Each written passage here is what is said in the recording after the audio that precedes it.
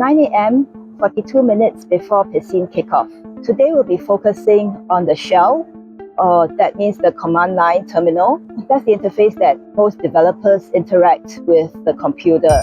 For a certain generation of Gen Xers, the shell may be actually quite intimidating because it's not a pretty interface at all. It's just a black window that you type commands into, and kind of reminiscent of MS-DOS actually.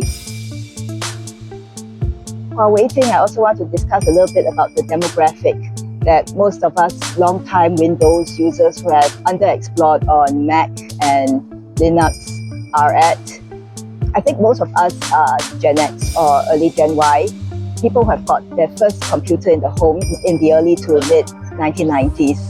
So we're not computer native, and Windows was really the first user-friendly interface that enabled us to use the computer for productivity purposes.